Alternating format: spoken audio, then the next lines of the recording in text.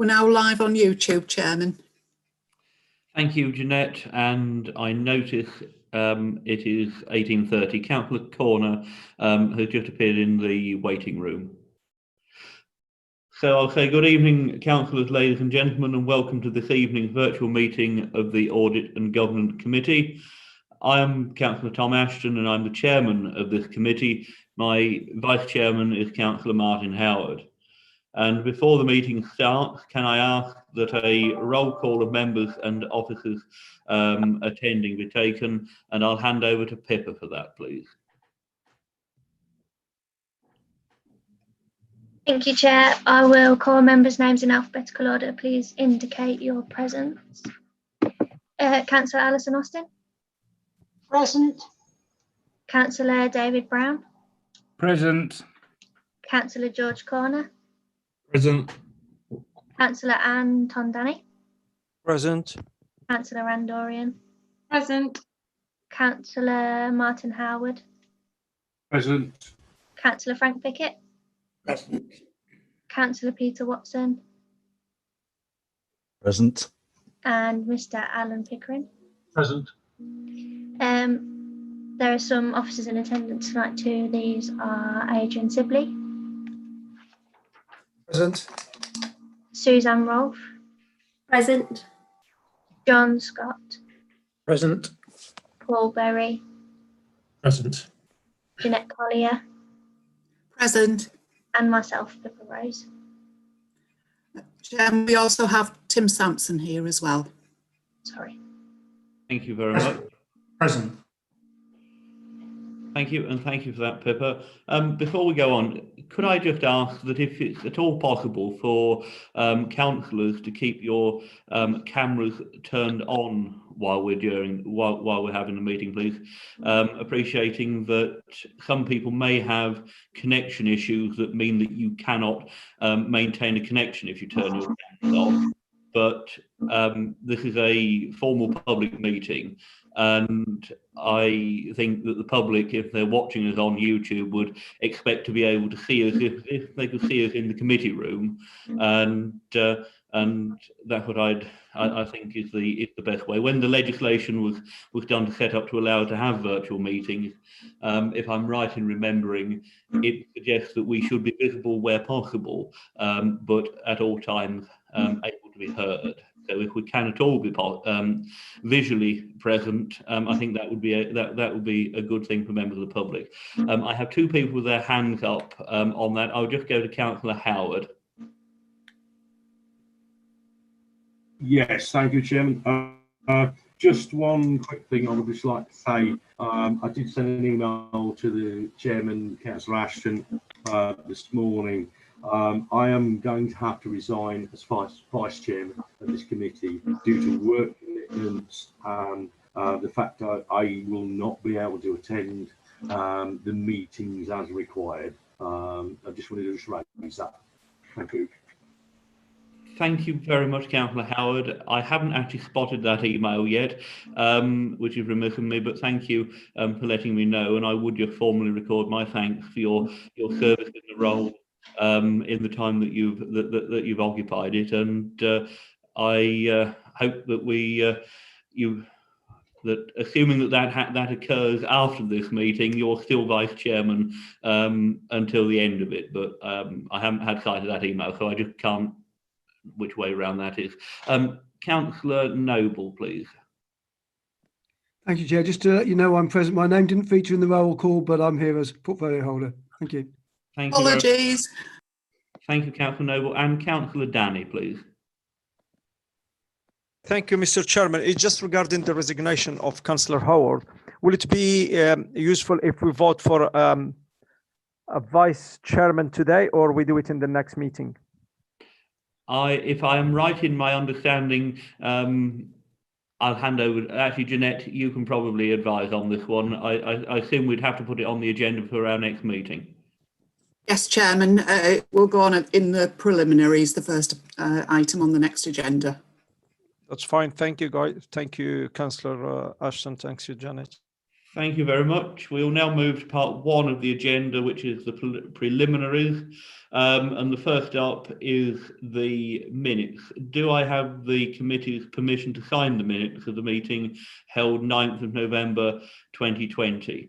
If you have any comments, please use the raise hand facility. If there are no comments, then I'll assume that you are in agreement for me to sign the minutes. Councillor Dorian, please. Yeah, thank you. I know Councillor Howard is a man of very many talents. However, he's listed on the minutes as being present, and he's also listed as sending apologies. So is time travel one of your many talents, Councillor Howard? I'm not sure which it is, to be honest. Thank you, Councillor Dorian. I don't know why I've been put down as not being able to attend, but I'm definitely here. I think Councillor Howard, Councillor Dorian was referring to the last minutes of the meeting held 9th of November. And I can't off the top of my head remember whether you were here or not. If Jeanette. Councillor Howard doesn't recall, I'll check back. Apologies for that, Chairman, and I'll put it right. Thank you very much. So, assuming that we just check and correct and make sure the record is right, whichever way it is, I will assume that you're in agreement for me to sign the minutes, which I imagine will be done digitally. So, thank you for that. Moving on, are there any apologies? There are none, Chair. Thank you, Pippa. And do any members wish to declare any interest in respect of items on the agenda this evening? Seeing no one indicate, of course, if anything comes up during the course of the meeting, please indicate at that point and we'll take your declaration there and then. And finally, are there any questions from members of the public? There are none, Chair. Thank you, Pippa. Thank you. That concludes the preliminaries. We shall now move to the main agenda items. And the first item is the risk report for Q2 of this year, which starts on page 9 of the agenda pack. And this will be presented by Suzanne Rolfe, the IT and Transformation Manager. And I'll hand over to you, please. Thank you, Mr. Chairman. For the benefit of any new committee members and as a reminder for existing committee members, this Audit and Governance Committee receive a quarterly risk report. This provides you with assurance that risk management is in place across the council and that it's working effectively. The report has two elements. The first is a snapshot of the strategic risks and the exception reporting of high operational and project risks as at the end of September 2020. Scrutiny and Cabinet focus on the content of the risks, whereas this committee focuses on the governance element, as the name suggests, the risk management process itself, which brings us to the second element, section 2, future plans. So the current strategic risk register is based on the old corporate plan. Some of you may remember that we took each corporate priority and looked at what would stop us achieving that priority and what opportunities there might be to build the risk register that's in front of you today. We now have a new corporate strategy, so we need to do that exercise again to build a new strategic risk register from April 2021. We also need to undertake the annual review of the operational and project risk registers, which we do every year. This time it will also need to take into account the new landscape of the Alliance. The good news is that the risk management framework has always been based on a county-wide good practice model, so it's already set up for working across the Alliance. So what we'll be doing next is implementing that, ready for reporting from April 2021. I'm happy to take any questions that you might have, or in particular any comments on the future plans if you're happy with the proposals in that section 2. Thank you, Chairman.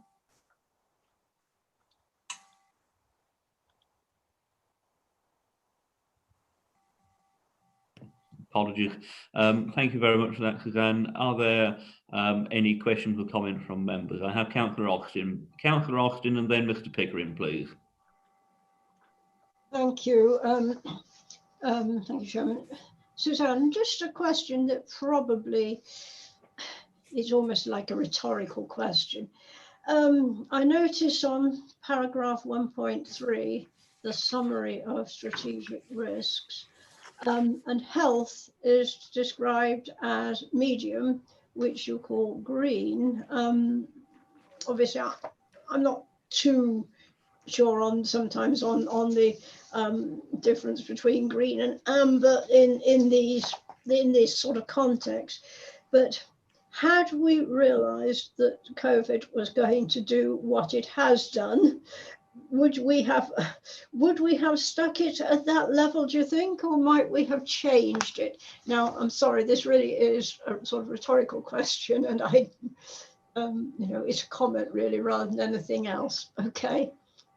Yeah, thank you. And we will take that into account when we do the review, but it is about whether we can still deliver our health priorities. So I think that's why the medium risk is there. It's not about health across the board. It's more about, can we still deliver our own health objectives? But absolutely, I take your point, and we'll pick that up on our next review. Thank you.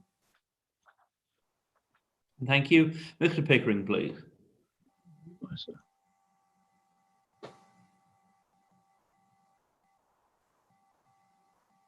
You're muted, Mr. Pickering.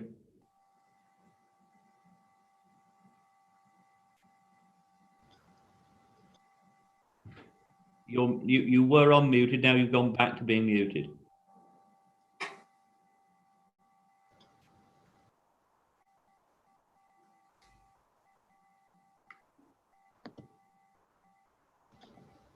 Now? Got you. Ah, right.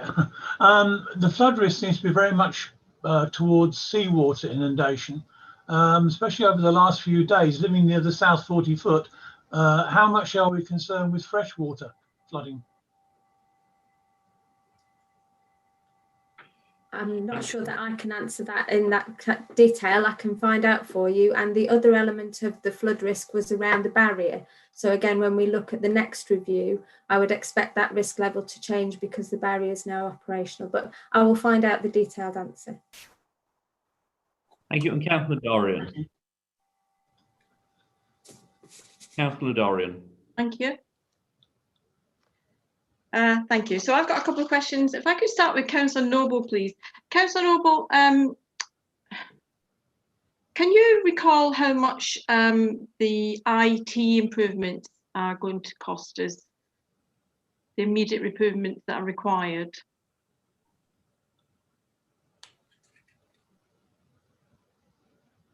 Hearing Councillor Dorian, I can tell you that on the figures that you were given recently at the PSPS presentation, it talked about them delivering IT upgrades at a cost of 600,000, roughly 633, and it was alleged that if Boston were to do it on their own, it would cost more, in the region of 800,000 plus. Yeah, thanks. That's what I thought, 825. And if I could ask Suzanne a question, Mr. Chair, if that's all right. Suzanne, I didn't realise you were the transformation manager. My apologies. Do we actually have a transformation plan? We have our current plan for Boston, and we're working on looking at the joint plan for the Alliance, yes. Thank you. And what's the budget associated with that? I don't know off the top of my head. I can find out for you. Oh, perhaps Councillor Noble might know, Mr. Chair. You're muted, Jonathan. You're muted. Thank you, Chair. Thank you very much. Councillor Dorian, I do have the figures in papers close at hand, but as it's going to take 2 or 3 minutes, I think it's better if I email you that information. So just please say again, you want to know the cost of the budget for the transformation plan? Is that what you're asking? Yes, please. I did ask for it earlier today, but it seems that nobody's reading their emails today. For me, you didn't. Not from you. No, from an officer. I'm not going to embarrass him.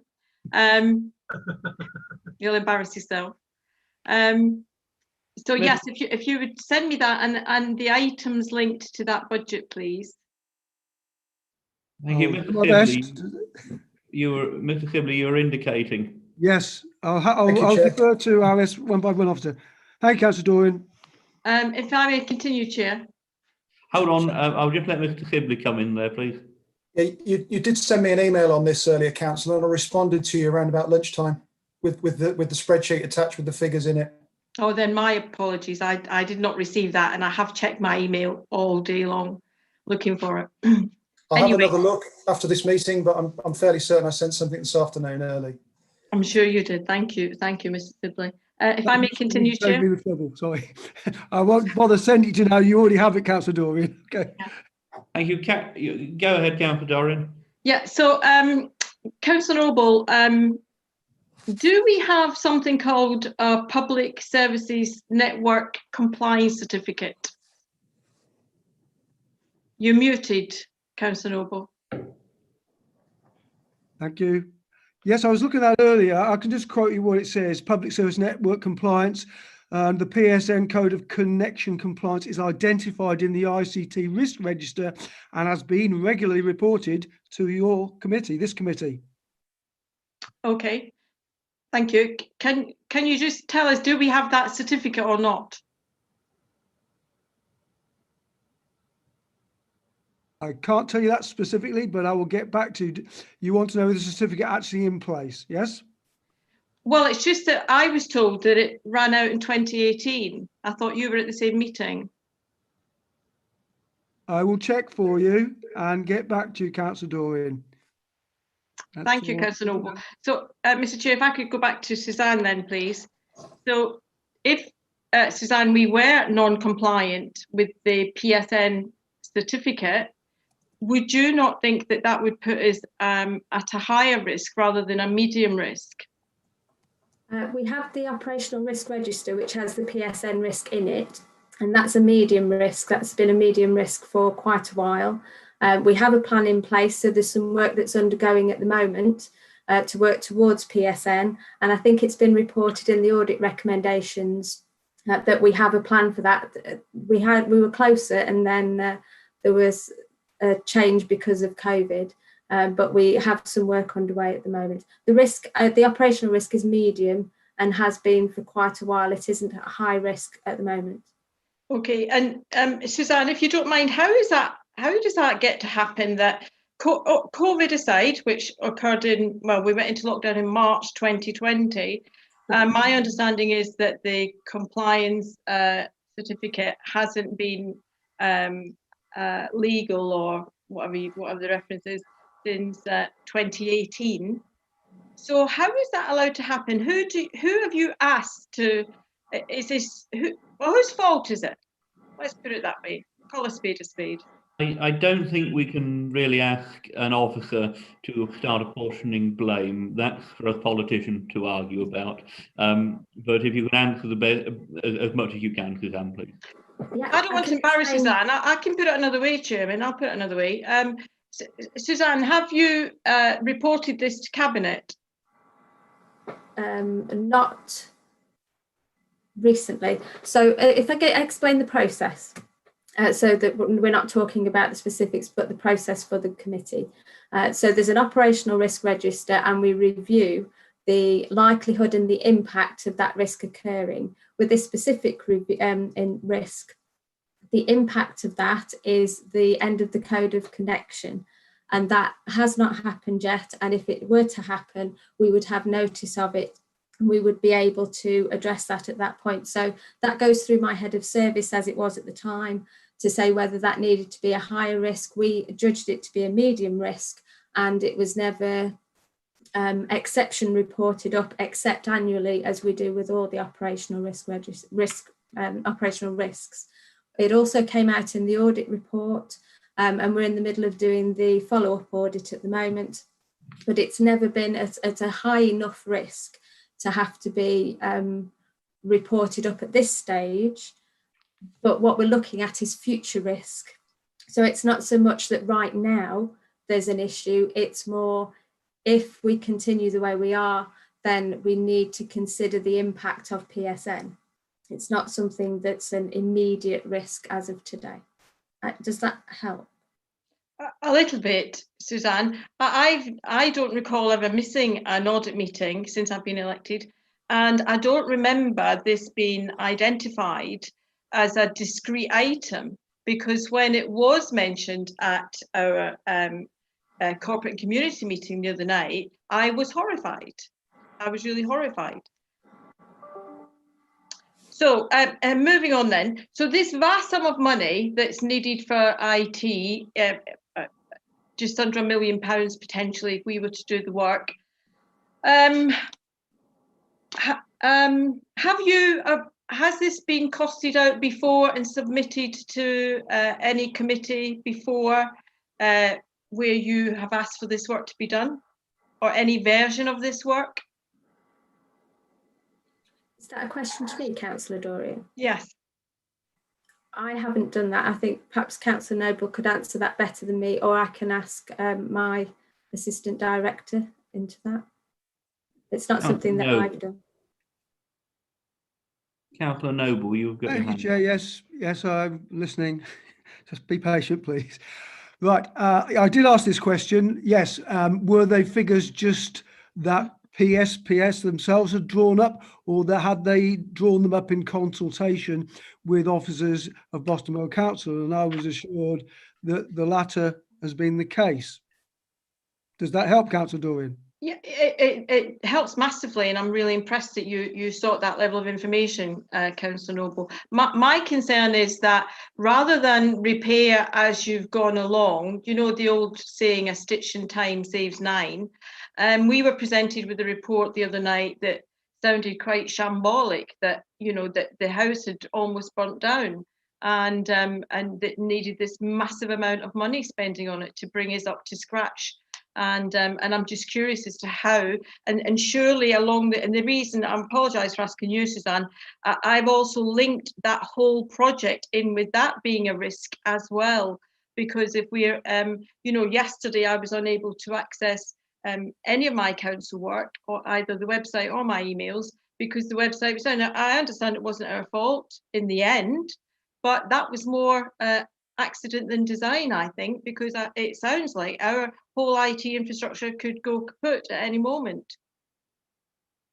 And I think that's why we've identified capacity as one of our strategic risks, and in each of the operational areas, capacity and resilience has been an issue for quite a while, and presumably that's part of the reason why we're in the Alliance, to shore up that kind of resilience that we need. We have identified it, not in that specific detail, but yeah, capacity is something that we can't continue to carry. Councillor Noble. Thank you, Chair. It's my understanding the present IT contract has a year to run, and Councillor Dawn will appreciate from what we've heard from Lewis Duckett and PSPS and from other officers of our council that ICT needs investment.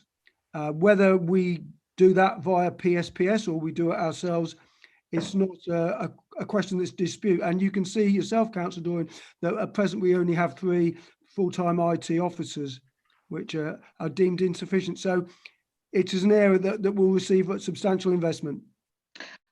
Well, the last thing I'll say then, Councillor Noble, and I know you haven't been on Cabinet long, but what I heard at Corporate Community, and I said it then, I'll say it now, is an indictment on this administration that it's allowed IT to get so bad that we need to spend just shy of £1 million to bring it up to scratch. That is diabolical. I'll leave it there. Thank you, Chairman. Thank you. I'll just come in and if I might just ask again, if I'm right in thinking this is all in course being picked up on the operational risk register and relate to that. Will this feature in the strategic risk register when it's revised and come forward for the next financial year? Could you just explain around that, please? Yes, Chair. It'll be the strategic risk register that we'll review as well, and the operational risk, so it'll feature in both. Thank you very much. Councillor Danny. Thank you, Mr. Chairman. I'm just getting my tools on. Thank you. I just want to ask Susan, because I'm looking at page 10, which is We have the table where there is prosperity, and we had flood risk, which is medium. That's one thing. And then we have the housing, which is high, which is my concern here because of the pandemic. We basically know the reality that a lot of people are staying at home. So we have to be to be safe is you have to stay at home. We're not allowed to go out. There is a lot of regulations because of the pandemic. What's our risk on that? Because here it shows flood risk is medium, but we don't know what can happen. So in case of a flood, which is good forbid, do we have any other measures to take to save as many people as we can? Because as we know, everybody is at home. Thank you, Mr. Chairman. Thank you. I can get you some further details from the Environment Agency about that particular risk. There is more detail in the attachment, but it's around us still being able to deliver our priorities rather than specifically just flood risk itself, which is the Environment Agency's risk. But I'll get you some more information about that. Thank you. And can I ask you another question, Susan, if you don't mind? Go ahead, Councillor Danny, then we have Mr. Pickering. Oh, thank you very much. So I'm going to go to a population change. And we know that because of Brexit, we are out of Europe, basically. And there is more regulation now to people to come in the country. Do we have any forecast for the change of population in Boston? Is there any idea how many people will get more, or do we know how many we got last year and probably this year will be less? If anybody can answer that question. I don't have any details in front of me. I can find out, and this is the risk as at the end of September. So again, we'll be reviewing this as at the end of December, and that would pick up some of those changes, but I'll get you some more information on that. Sorry, Susan, you say this is was by the end of September last year, 2020. And Yes, when you're that's going to right. do the next assessment? So we complete the assessment at the end of December for reporting forward to Cabinet in March, and then on to yourselves after that. Okay, then. Thank you. Thank you, Mr. Chairman. Yeah, thank you, Councillor Danny. Mr. Pickering, please.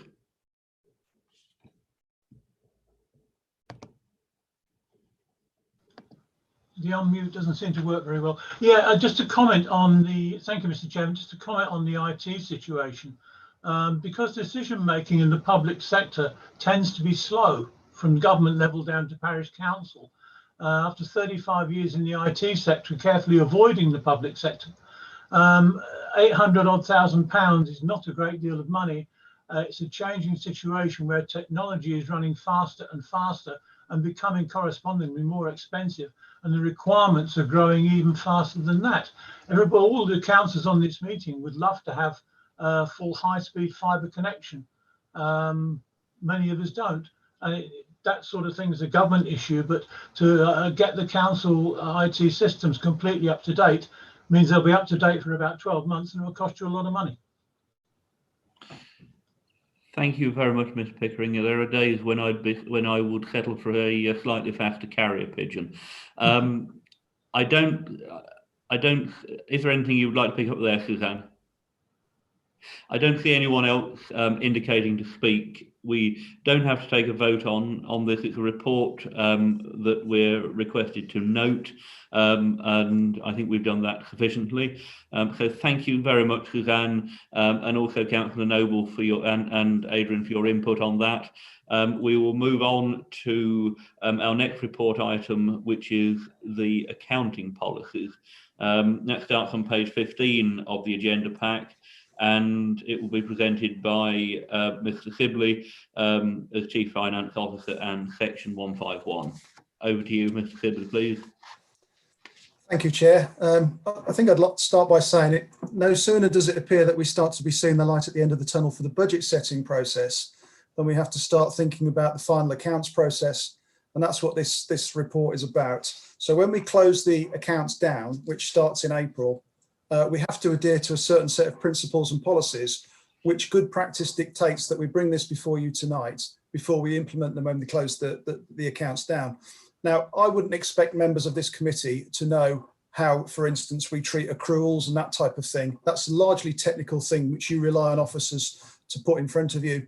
So all I can say to you tonight really is that approval of these policies is a bureaucratic process in essence. There have been no changes from the policies of last year, so we're operating consistently from one year to the next. And as the Council's 151 officer, I can assure you that I don't think there are any issues for you to be concerned with or any worries about whatsoever. And I think that is backed up by the external audit reports as well. But it's incumbent above me to bring this before you today so that you can at least see sight of them.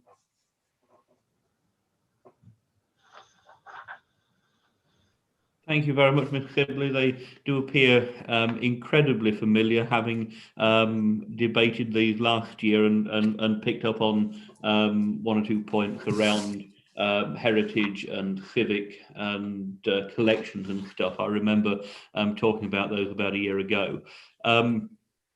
Do I have anyone wishing to ask questions or make comments, please? Councillor Corner.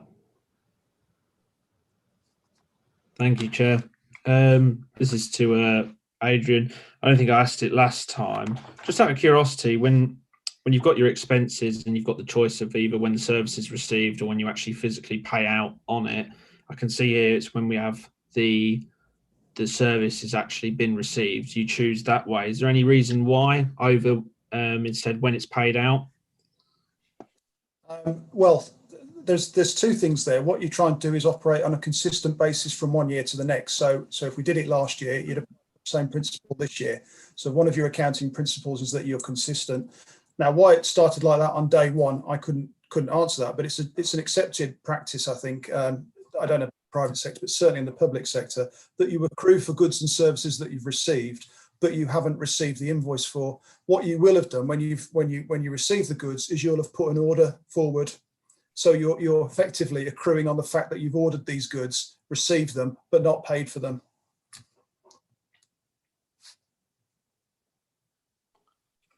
Thank you. Does anyone else have any questions or comments?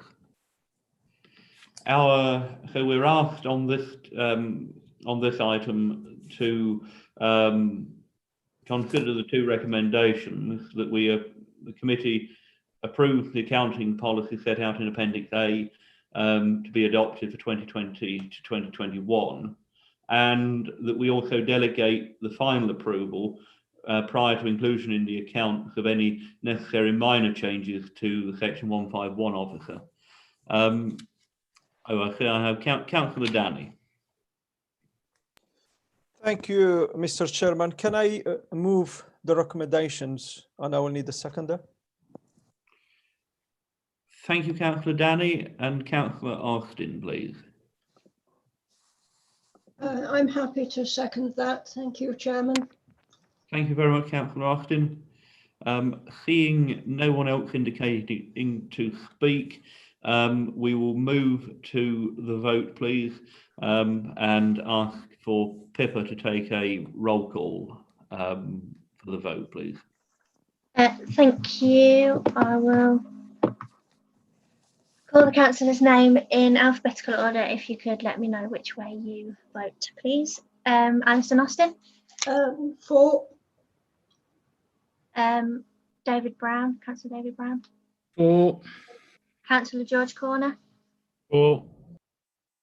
Councillor Anton Danny. For. Councillor Andorian. For. Councillor Martin Howard. For. Councillor Frank Pickett. For. Councillor Peter Watson. For. And Mr. Adam Pickering. For. And Councillor Tom Ashton. I am for. Okay.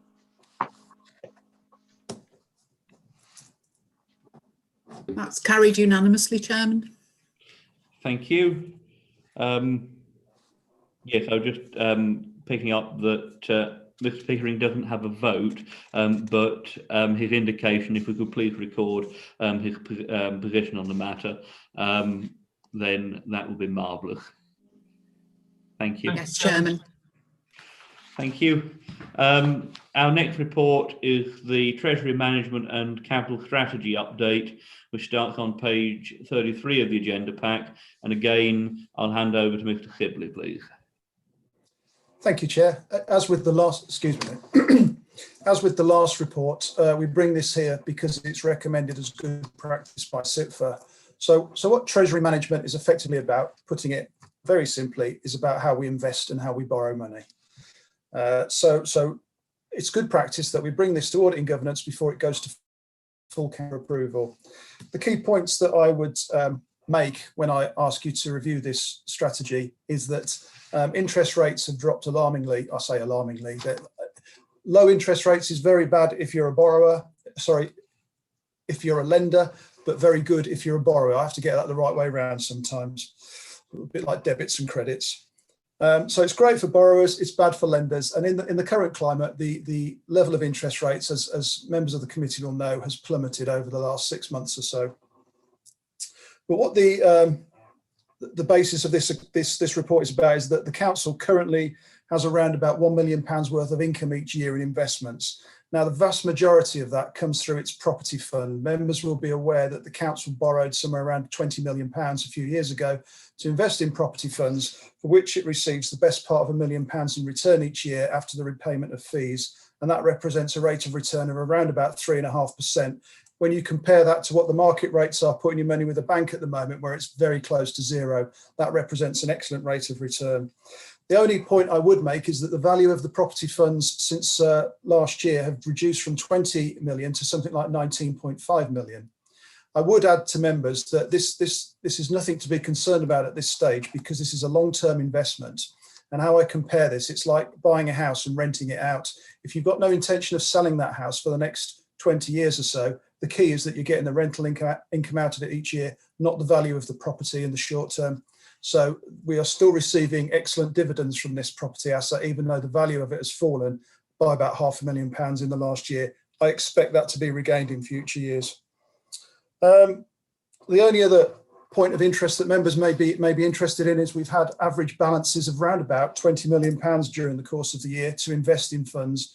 We don't invest in any particular fund more than £3 million or any lender or borrower. So that's part of our indicators which you've given us approval for in the past. And the only other point of interest is that at the end of December this year, the council was holding £18 million worth of money to invest in lenders. I'm happy to take any questions, Chair. Thank you, Mr. Sibley. Do members have any questions or comments on the matter? Councillor Dorian. Thank you, Chairman. Yes, I only have one question for Mr. Sibley, and that's on page 35 at 2.1. And when you talk about the MPC saying that they're still prepared to take additional action wherever necessary, and then you comment that I think you're pleased with that report. And you say it may indicate the bank's willingness to embrace new tools. And so my only question is, what is it you're thinking of? I understand QE and I understand interest rates, but I didn't know if you were hedging towards something else that you would like to see the bank do. No, I'm not. Sorry, Chair, through you. I'm not looking at any further courses of action. That's simply a statement that they give out each year, which we use and copy and put in our reports. But I don't know of any specific actions that they're referring to or ones that I would specifically want them to do. Okay, thank you, Chair. Thank you, Councillor Dorian. Councillor Noble, you've indicated. Yes, points of information. As regards that last point, it could be that they may look at negative interest rates. That could one thing they're possibly considering. Just going back to the loans, we actually only borrowed from the Public Loans Works Loan Board about 60 million. The rest of the money we used ourselves. Okay, so to be clear on that. The other thing that's not clear from the figures, which you'll find in paragraph 2 in the summary, it refers to management fees, which you can't see the figure of. But I emailed this morning to Adrian's deputy, and he said the management fees for 2019 to 20 were 208,333, and I think the management fees for this year, financial year, are predicted to be 213,000. I also did send similar figures to Councillor Danny because he was interested on what the net figure we were making after one had deducted the management fees and also the interest payments, which were 494,000. Thank you, Chair. Thank you, Councillor Noble. Councillor Watson, please. Thank you, Chairman. Just a question to Adrian Sibley, if you could possibly help me here. I understand, obviously, the table 3 here on page 37, and there is a split of not more than 3.6 million as an example with HSBC. Obviously, this is a split so that in the very unlikely event that there is a problem with the bank, that it spreads the risk of not being able to get the money back from the bank. Can you tell me, on a personal level, there is some protection with the what I would call the Financial Services Authority of up to £80,000 per individual, per account, or sorry, per institution. Is there any such protection for organisations such as councils as we are along those lines? Thank you. Just curious. My understanding of it is that there isn't. I'm happy to be corrected by Tim or Councillor Noble here, but my understanding of it isn't. But I do know this happened, if you recall, around about 5 or 6 years ago with the Icelandic Bank. Yeah. And there was no underwriting of that by the government at the time.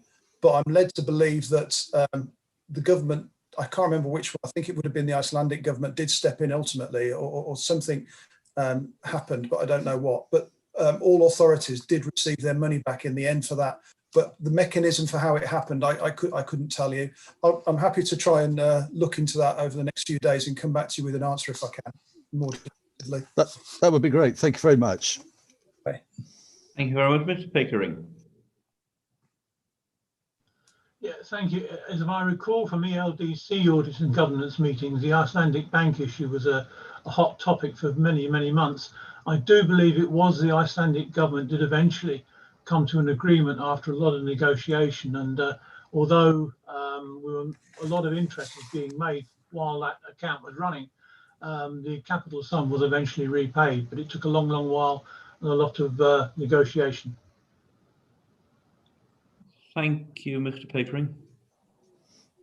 I don't see anyone else indicating to speak. I do, Councillor Danny.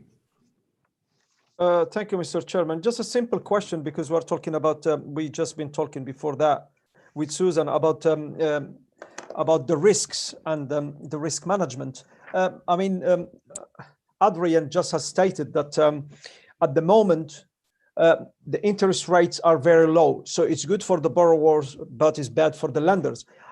Do we have any plan if the interest rate goes high next year? Because I do believe that our interest rates were low until December 31st, 2020, because we were part of Europe and the rates were low anyway in Europe. So if things changed, what impact will it have on Boston? Thank you. Well, if the rates increase, that would be good for Boston, because it's essentially a lending authority, apart from the property assets which it borrowed to buy and makes a return on it. It's essentially a lending authority because it has surplus cash. And as I said in my presentation, I think the average surplus cash that the council held during the course of the last year was about £20 million. So if interest rates increased, that would be good for the council.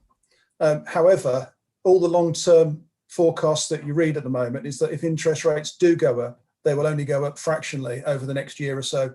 So it looks like interest rates are with us at low levels for a long time yet. I suppose the natural question that asks, well, what do you do with your money then if you're not getting much money for your investments? And we have had conversations with Link Assets, one of our financial treasury advisors, on this. The trouble is with it, it comes with risk and reward. So the more money that you get in return, the more risk it comes with. So, and you will also be recalled, the property funds, for instance, was quite a controversial thing for the council to move into. So we would look at trying to look at investments in another way. But all I could say is that with it comes a lot of controversy and a degree of risk as well. Thank you, Adrian. Thank you, Councillor Noble. Thank you. It's by way of reassurance to, especially to Councillor Danny, but obviously our investments in the property funds are a fixed rate of interest. So if interest rates do go up, it won't affect our payments to the people we've invested with. The other point, I think you find that it was probably on 35, all the background notes, the economic background, I think they've been drawn up by Link Asset Management Services, who of course who are our advisors. That's all. Thank you. Thank you, Councillor Noble.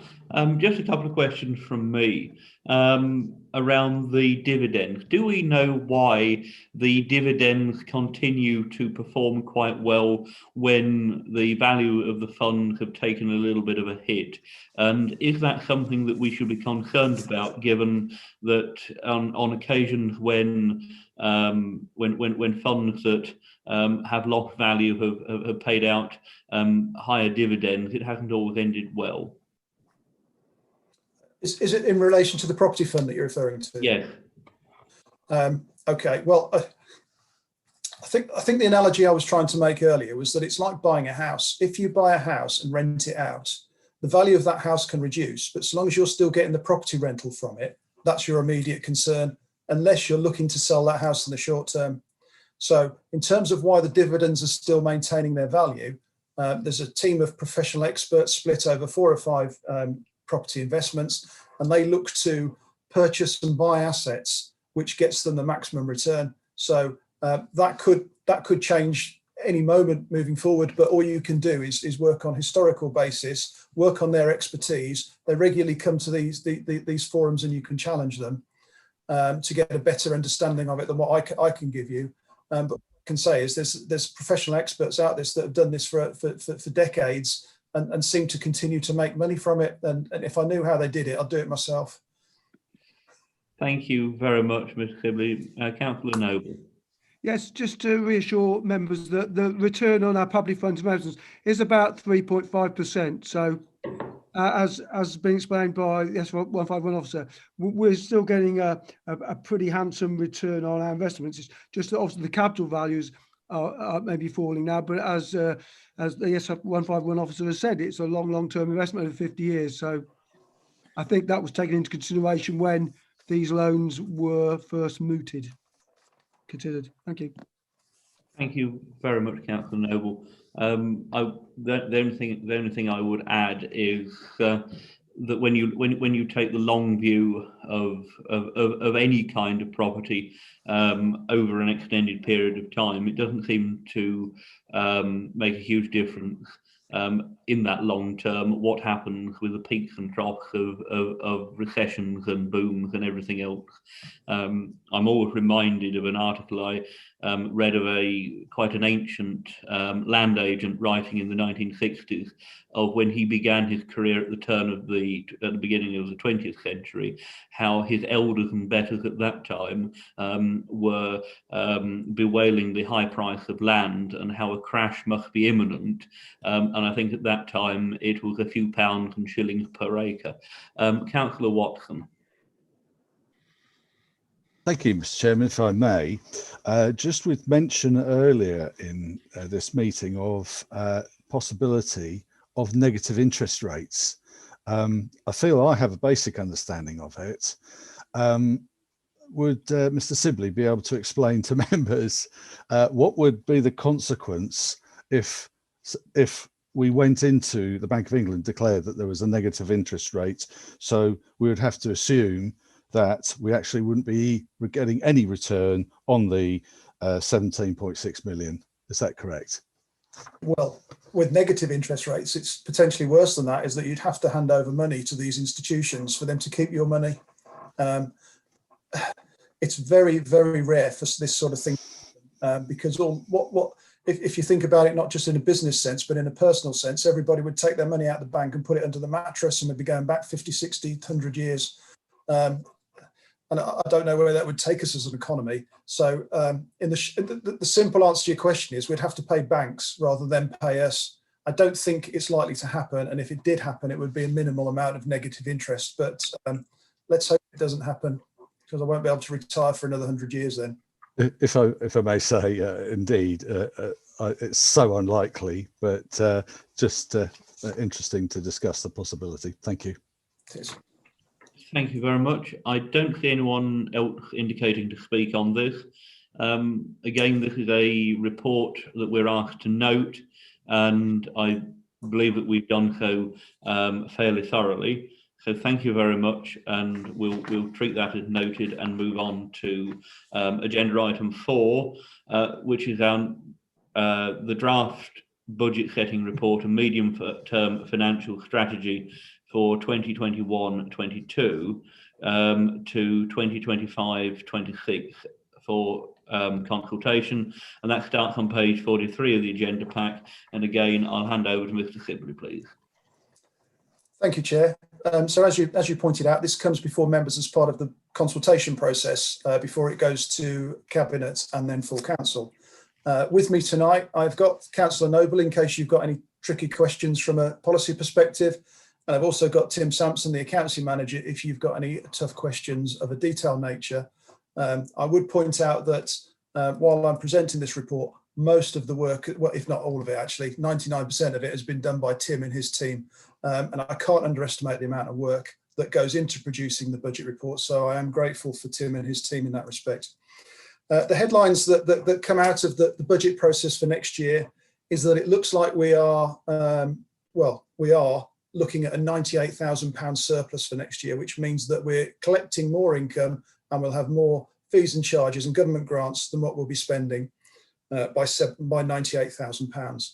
That's welcome news, and it's largely because the coronavirus has pushed the fair funding review down the road another year. The fair funding review is where the government looks at how it allocates funds to each council, and it looks like there will be a shift from districts and borough councils to county councils and unitaries in the future years, because that's where the demands and pressures are on public finances at the moment, particularly in terms of adult social care and children's services. So whilst we're looking at a surplus next year, in future years, it looks like that will turn into a deficit of around about £700,000. So we'll have to find £700,000 in future years. So in respect of that, we are proposing a £4.95 increase in the council tax as well. The maximum we can achieve, maximum we are allowed to increase the council tax by is either £5 or 2%, whichever is the greatest, which in this case is £5. We expect to try and meet future deficits by such things as future alliance savings, which have already resulted in significant savings already. And hopefully, if members are minded to approve the PSPS report that's coming before them soon, that should also produce further savings as well. What I would say for next year, this is an extremely positive report for members to be in, because it could have been a lot worse than this, and some councils up and down the country are in an extremely perilous financial position, and this council isn't in that position. It's in a fairly healthy position. Added to that, there are several elements that can be included in this budget for things which you only just heard of in the last few weeks, which makes it a budget that can be badged towards recovery. So just for members' awareness, I know that in the last 2 weeks we've received confirmation that we've received a community champions funding budget, a grant of £500,000. Now I know within that 500, I don't know the exact details of that, but certain things that members will be interested in. There is an element for each member to receive £1,000, which they can give as grants into the community. There is £100,000 in there for the introduction of a language hub at a local school, which is all aimed at increasing engagement with the harder to reach groups. And there's a whole host of other projects in there. So it's extremely good news for the council. I also know there's £130,000 that we've just received of homelessness funding. So that should help people towards the recovery process next year. I know that there's a £50,000 unspent budget for this year, which we can carry forward for council tax hardship. So again, something that we can help towards vulnerable and troubled families at the moment.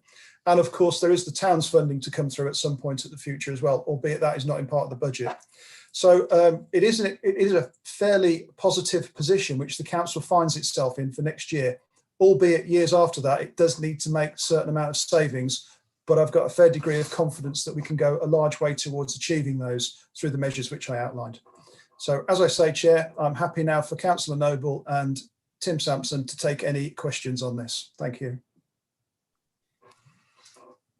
Thank you very much. I have Mr. Pickering first, please.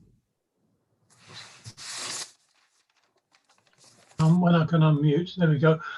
Yeah, on page 53 on the table 1, full-time equivalent employees seems to be fairly static. I was looking for, perhaps with the combination of East Lindsey and Boston Borough, that the number of employees in the Boston part would decrease.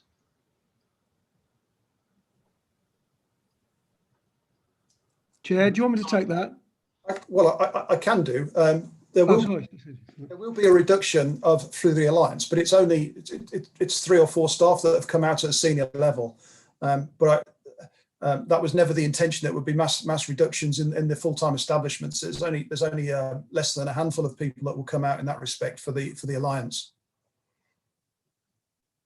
I was working on the assumption that not 20s or 30s, but certainly the combination of functions over the time would perhaps result in some natural wastage.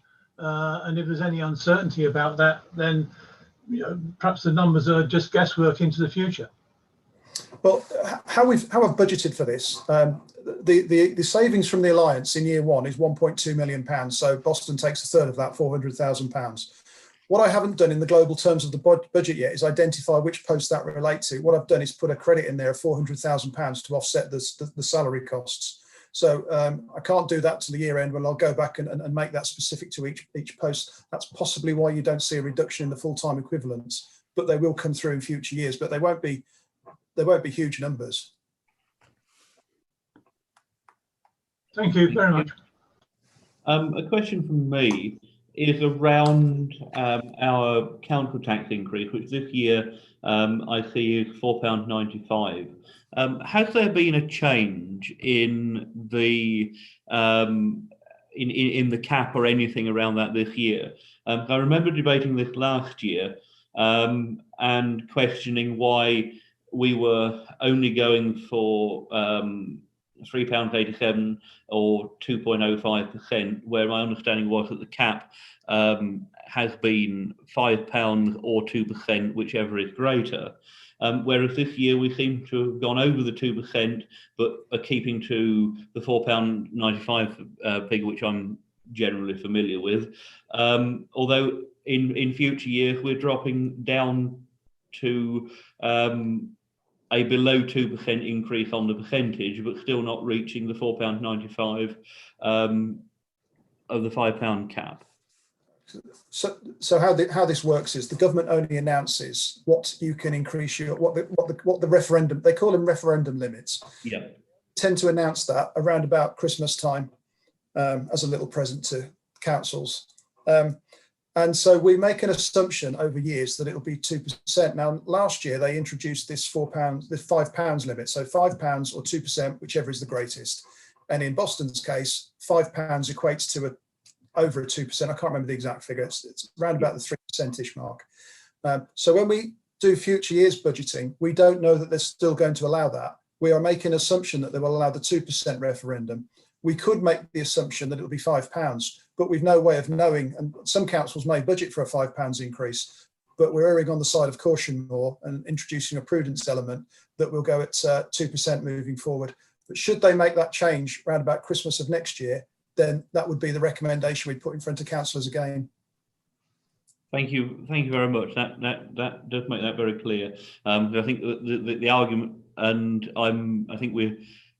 I would always we make the case on the things that we are doing on behalf of our residents, rather than necessarily worrying about that £1 either way on the council tax. It makes a big difference for a small authority.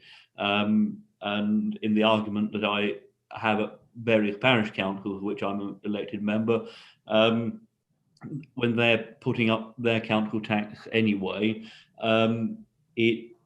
the idea of us having an argument over £1, I'd rather have an argument what we're spending it on rather than trying to shave it. But I have Councillor Doran next, please. Thank you, Chairman.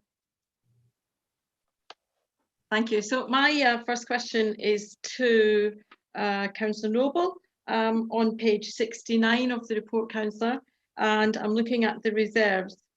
I just wondered if, I just want to ask you a couple of questions on those. Under the capital funding, which we're holding in reserves of just over 5.5 million, has there been any discussion about us contributing in any way whatsoever with the new build at Horncastle that ELDC are proposing? As far as I'm concerned, none at all. Okay, thank you. I'd be amazed because it's not within our not within our ambit, it's not within our remit, it's not within our geographical area. So I'm amazed all the time as being a councillor in this borough.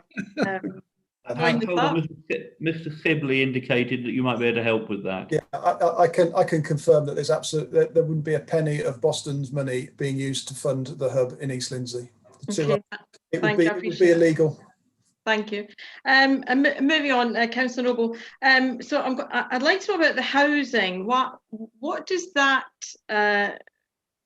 heading mean? Why are we holding £1 million in reserve for housing? Is that housing benefit or homeless, or what is it?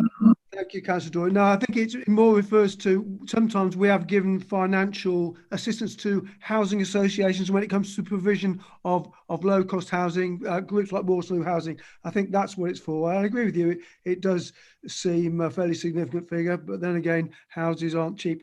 Although we obviously wish these providers to provide them as cheaply as possible, and we're all in favour of more affordable housing because Boston has a lack of it. We know it's an area where rents are high and wages are low. So I have every sympathy with you, Councillor Doyle, in that respect, and Councillor Tax. Unlike a chairman, I'm afraid I'm not a great believer in whacking up council tax to the max because most Boston citizens aren't that well off.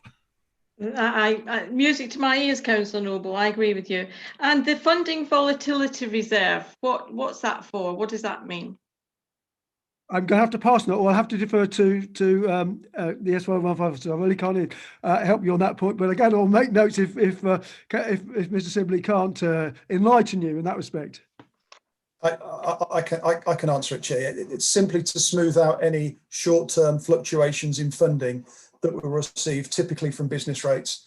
The reason being is business rates can go up and down, and you can lose out from one year to the next. You've only got to have a large organisation go bust in your authority, and you lose that money. So it's simply to smooth out any short-term fluctuations. Okay, thank you, Mr. Sibley. So my last point is this. So the council tax increase is pegged at 2.57% is the proposal. The notes in the report say that equates to every 1% gives the borough about £39,000. So am I right in thinking that increase would bring us in revenue of about 100,000, or have I completely misread this? No, that's about right. Okay, lovely, thank you. So all that being said, and your introduction, Mr. Sibley, was that a very positive one, that we've got a surplus of £98,000. I would like to move an amendment that we don't have any increase this year at all. I think the residents of Boston need a break. And I think that it's in our gift to give them a break. And that break could be no council tax increase at all this year. We've got the surplus of £100,000. We can use that surplus to offset the additional income we would have gotten from the council tax increase. And so my suggestion is that we recommend to Cabinet and full council that there is no increase. And I would look for a seconder for that proposal. I will second that. I will second that. Thank you. Thank you. Councillor Watson is indicating to speak next. Mr. Chairman, did you hear that I could second that amendment? Thank you, yeah. Councillor Danny. Thank you. It would seem Councillor Dennis beat me to it. I was prepared to second it. So thank you. Chair, if I may. Yes, of course. It's perfectly acceptable strategy to say we've got a surplus this year. Let's not increase council tax, but members need to be aware of the consequences of making such a decision. before they make the decision. So I think it's right that what I would say to you in support of that is, if you choose not to increase the council tax for next year, what you are doing is jeopardising balance in the budget in future years, because you never get that £100,000 back. And the gap for next year then doesn't become £700,000, it becomes £800,000. Thank you very much, Mr. Sibley. Hold on, I've got people indicating to speak. In order, I have Councillor Austin, then Mr. Pickering, then Councillor Corner. Thank you, Chairman. I'm only speaking about this particular matter at the moment. There's a couple of other points maybe later on, but I'll just restrict it to this. I'm very wary, but I think actually, was it Adrian Sibley who just made the comment that was pretty well much what I would have said. I'm very wary of having a 0% council tax because of the knock-on effect in future years. And I think wisdom is such that, I don't know about best practice, but I think even if it's a smaller amount, it perhaps should just keep ticking up slightly in these sort of circumstances, because there's so many unknowns at the moment, and estimating for future years is very, very difficult. So I'm not going to counter propose, but I don't feel I would want to go to 0%. Thank you. Thank you very much, Councillor Austin. Mr. Pickering, please. Thank you, Chair. We live in interesting times 10. There is no certainty about anything. And although the political effect of saying, hey guys, no rise this year, aren't we wonderful, will be short-lived, because that's what everybody will expect the next year, the next year, and the next year, human nature. We're in a lucky situation compared to some councils who are calling in section 114, being told off for starting energy companies that have failed, etc., etc. We have reserves, we have a sensible Treasury management situation, and if you want to make a change to the proposed rise, then by all means ask that the rise be dropped a little. But I think a 0 rise may have unforeseen consequences that we will live to regret. Thank you. Councillor Corner. I just wanted to apologise, Chair, for dropping out there. I caught the very tail end of Councillor Dorian's proposal. I was just wondering if somebody could repeat it for me, the full proposal. Yes, Jeanette? Chairman, it was recommended and proposed and seconded that it be recommended to Cabinet that there be no increase in the council tax for 2021-22. Thank you for that, Jeanette. Thank you very much. I have Councillor Dorian and Councillor Danny with your hands still up. Are they these legacy hands, or are you putting your hand up again? No, I'll put mine up again, Chair, if it's permissible. Go ahead, Councillor Dorian. Thank you. I just wanted to pick up on a point Mr. Pickering made. Much as I respect you, Mr. Pickering, I don't agree with what you said. I'm not suggesting this so that I can celebrate it in a big-headed way. I feel people's pain. People are suffering. As Councillor Noble said, we have many residents who are very low-waged, and I feel very strongly that when we've got the opportunity to support them, that's what they elected us to do. It's not a PR exercise. Please don't think that. It's a genuine plea from me for the more vulnerable people in our society. And I say that knowing that we have council tax benefit and we have assistance programs for people who are low-waged.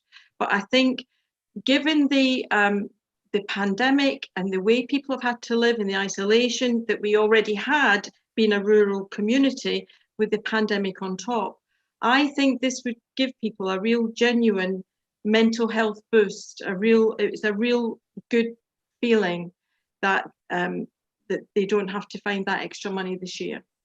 I'll leave it there, Chair. Thank you. Thank you. Councillor Danny. Thank you, Mr. Chairman. I just want to go to page 61 from the report, which is table 6, fees and charges income budget. So it just because when we talk before on our normal agenda, we talked about the high risk of the budget, it was at high. And here we have leisure income and the parkings and the markets. We know that during the pandemic, our parking has been reduced by almost £50,000 a week. And I hope Councillor Noble will correct me in that, but that's what he said. We are losing around £50,000 a week, and we are losing money on the parking because we did the 2 hours, I think 2.5 hours for free. And then the market, it's not many stalls in the market. I think like now is only probably 3 or 4, which is they're just vegetables and eggs. And the leisure income, we know as well, the reality that most of the gyms are closed. So I don't know why we put the budget here, which is the income budget, 2020-21 at that high, I think totals. Can somebody explain to me that? Because I think the reality is quite different, 2021. Thank you, Mr. Chairman. Thank you. Councillor Noble, you're indicating on that. Yes, I am. Several points there. Councillor Danley, I've never said to you that we're losing £50,000 a week on parking. I never said that. I can tell you that we used to earn nearly £1 million a year from parking, roughly £250,000 a quarter. But I can tell you in the first quarter that was affected by the lockdown, our income was down to about 28,000. So a massive loss there in terms of income. Just coming back to Councillor Doran, I have every sympathy with Councillor Doran's position, but I would just say this, that although funding this year has been very generous from central government in response to the way the business has been so adversely affected, and the council by the lockdown, we can't be sure that we'll have such generous funding from central government in future years. Let me give you an example. The new homes bonus, which we get according to how many new homes we sanction or agree to. Now, in the past, we've sometimes had as much as £700,000 a year from central government. That is due to be gone in about a year's time. It's progressively diminishing the amount we get from the new homes bonus. We can't be sure that the revenue support grant we get from central government is going to be as generous in future years.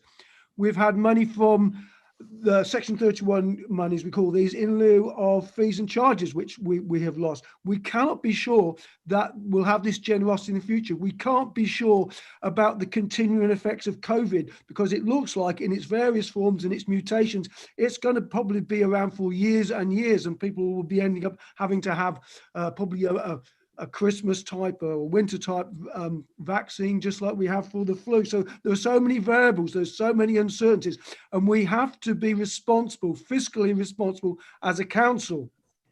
I agree, it'd be excellent if we could just have 0 council tax increase this year. But looking to the future, when we are going to have to make significant savings, it's not really a sustainable position. We have to show ourselves that we are a responsible authority in terms of our dealings with money. That's all. Thank you, Chair. Thank you very much, Councillor Noble. Mr. Pickering.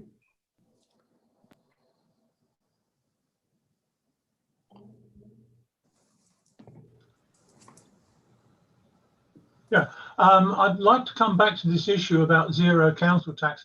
When you get a rise at work, the first month it's great, the second month it's okay, the third month it becomes the norm. And it's very much the same in this sort of situation. Yeah, great news. We're helping out people who are struggling by having a 0% rise. But after 2 or 3 months, the benefit decreases because it becomes the norm, and it becomes the expectation in following years, which I suspect we may not be able to keep to. So as I said before, if we are unhappy with recommending to Cabinet a £4.90 rise, then let's try and negotiate a number a little lower to ease the pain, but don't come back with 0, because I think we're setting a bear trap for ourselves in future years. Thank you. Thank you very much, Mr. Pickering. I would add my own views on this. Actually, before I do, I'll come back to Councillor Austin.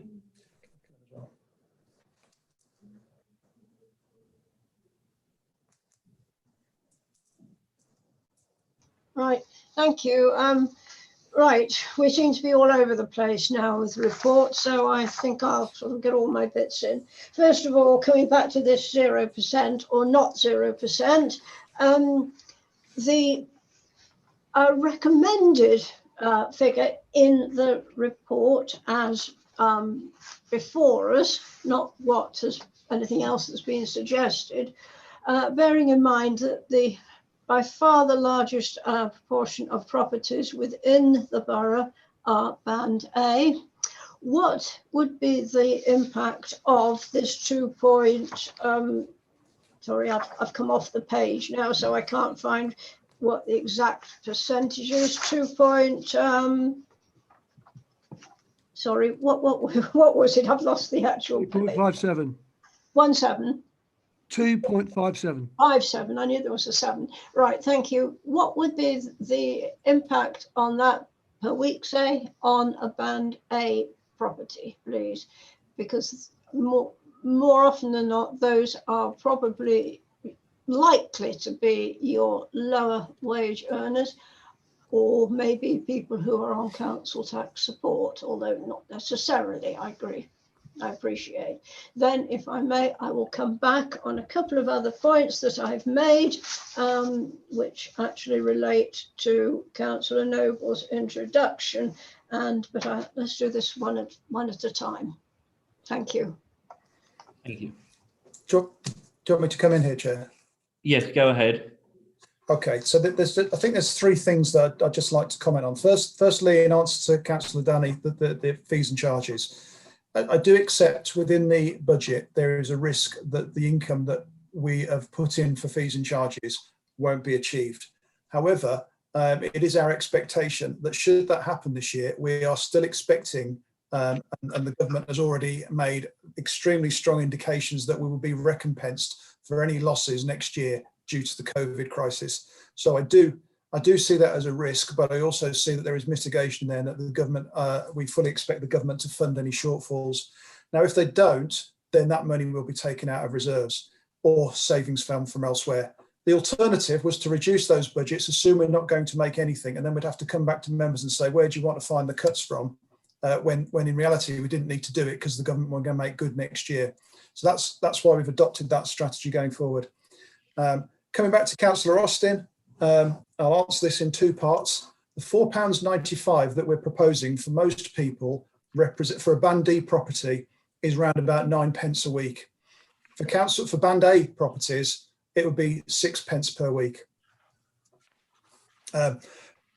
My final point I'd like to make here is, whilst it is, I can't talk about the politics as how noble the gesture is for a council tax freeze or anything like that, but I would say, the council does need this money going forward. It may not need it next year, but it needs it in future years. Otherwise, you're making cuts that you don't need to make because of a decision now. I would also ask you to put this in perspective. Let's say your council tax bill is around about £1,600 a year. Only about 200 of that relates to Boston Borough Council. So you're looking at a £4.95 council tax bill for Boston Borough Council. So by all means, freeze that. But residents will be experiencing a £15 increase in the proportion of the bill which relates to the police. And I can't tell you the figure off the top of my head, round about, must be another 40 odd pounds per year for the increase in the county council charge. So and there'll also be a further increase in there for the parish precept element of it, which could be nothing or it could be significant depending on the parish. So the point I'm trying to make here is that the borough's element of the council tax increase is fairly small compared to the other preceptors. Chairman, may I continue then, please? Of course. Carry on, Councillor Austin. Right. Talking of county council, if I recall what I read recently in an email, that the executive was proposing a 0% on the LCC element, but taking the 3%, is this right, Tom? The 3% that is offered, approximately that, by the government. This is the government's very generous way of saying you can put 3% on your council tax, but we're not giving you any money for it, but you've got to spend it on adult social services. Now, did I imagine that, or is that correct? I'm hoping that Tom can, or Adrian can bail me out, please. I don't recall LCC going for zero. My understanding, and this is a little bit sketchy from memory, is that that there is still a small increase on the LCC part of the precept in addition to the adult social care precept, which is being accepted in full. But it's not the full amount. I think LCC is restricted to 2%, and I will check, but I'm fairly certain it was 1% on that part of it. Now, I tried to research that this afternoon, but couldn't find the email that I'd read it on. So forget that then. I don't want to be scaremongering or anything else like that. Can I answer that, Chair? Hold on, Mr. Sibley. Yeah, I can answer that for you now if you wish. County councils have got the option of increasing, whereas districts and boroughs have got this 2% limit before they have to have a referendum. County councils and unitary authorities have a 5% limit. It's made up of two elements: the normal 2%, which everybody else can have, and a 3% adult social care. The county council aren't increasing their adult social care of the council tax, so they're only increasing it by 2%. Right, thank you. You know, I made it quite clear I was not sure of the figures, and I couldn't get the source this afternoon when I wanted them. Right, I don't like being nitpicking on people's reports, but Jonathan, Councillor Noble, on your forward on page 49, I just feel some of your wording is a little bit ambiguous, because you say in the fourth paragraph down, despite the funding pressures over a number of years, the council has continued to support major developments within the borough, such as the installation of the £100 million plus Boston barrier. Pausing there. As far as I know, has it cost the borough anything so far? The bulk of that was, well, DEFRA, wasn't it? And then there's a small amount of that money from LCC, which I think is possibly widening the entrance to the dock, but I can't. Would you like me to answer that point now, Councillor Austin? Could I have a comment on that? Yes, you certainly can. Although this forward is written allegedly by me, I did not write it, so I can't be responsible for the grammar or syntax contained therein. I can assure if I had written it, it would be better written. And you're quite correct. We didn't pay anything towards the Boston barrier. It's from an external source. I didn't think we did, so thank you. So I can just make this point, and perhaps the members don't realise it. For example, when one sees the leader's weekly report, it's not written by the leader, it's written in his name. Okay. Hold on, Mr. Sibley. Yeah, Chair, I have to take responsibility here because these are my words, not the Noble's. So he's very kindly deflected that over to me. So thank you very much, Jonathan. I feel like I've been given a hospital pass there. Well, just alter the wording slightly, I think. What I would say is, sorry, what I would say is that the intention isn't to say that we have funded these projects. I think that the wording is that we've supported these projects, not so much financially, but in terms of being part of the project working groups that help to deliver them. So my apologies if that wasn't quite clear. I think it's those first few words that probably make it ambiguous, despite the funding pressures over a number of years, and then it goes straight on that we've continued to support. You know, it does to me just suggest that it might have been financial support.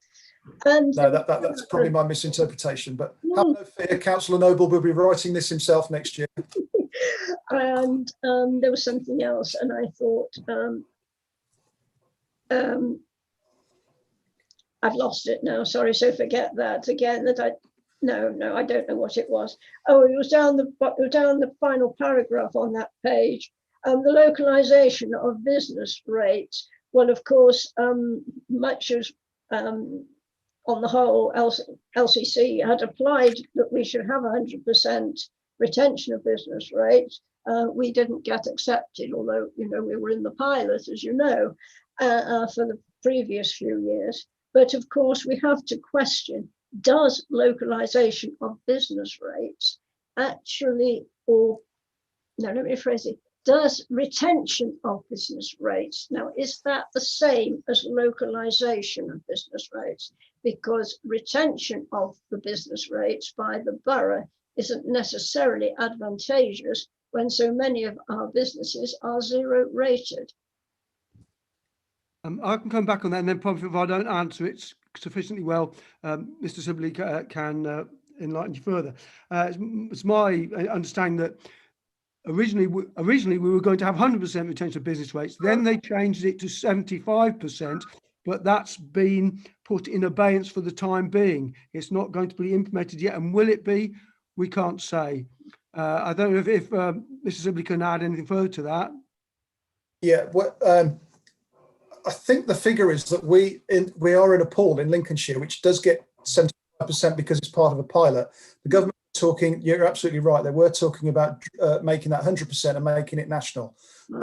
Just in answer to your question, Councillor Ross, retention and localisation of business rates are interdispersed between the two and do sort of merge into one definition. So yes, you can assume that they're talking about the same thing when they make those two words. Of course, the retention of business rates isn't the retention of everything, it's retention of growth. So with it comes risks and rewards. So if you do grow, you get to keep the percentage of that. If it goes, you have to find that funding elsewhere. So there is a risk and reward with it. The other point you were making was about businesses being given reliefs by the government. What typically happens there when those businesses are given reliefs, the government reimburses the councils for that lost income. So in actual fact, you'd like the government to give every organisation 100% relief, because then we get 100% guaranteed income. That's pretty much how it works. Okay, right, thank you. And there's been a little bit of discussion briefly about fees and charges, but on the whole, I felt everything, the majority of things were a zero change, and I didn't feel that any increases were excessive, so I'm okay on that section. Thank you very much for your time. Thank you very much, Councillor Austin. I have Councillor Danny indicating to speak, but I was about to introduce a couple of questions and points of my own, and I gave way to Councillor Austin, but I will pick these up at this point. Just a couple of questions for start. I just so that what I say next, I'm basing on figures that I've flicked backwards and forwards. I think, first of all, how much annually do we currently transfer to internal drainage boards? I'm thinking that special expenses on page 66 in table 10, which is 753,000, but I couldn't be sure if that is IDB special expense areas or whether that's something totally different.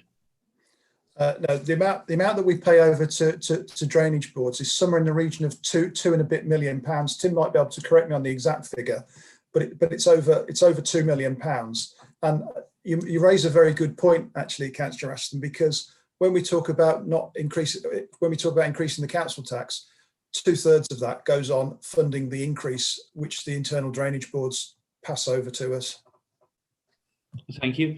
And again, I know we've discussed this earlier and different figures have been, and I didn't quite catch how much extra in total money does the £4.95 bring in income? If that's run, the proposed increase that we're going for as recommended, what does that return?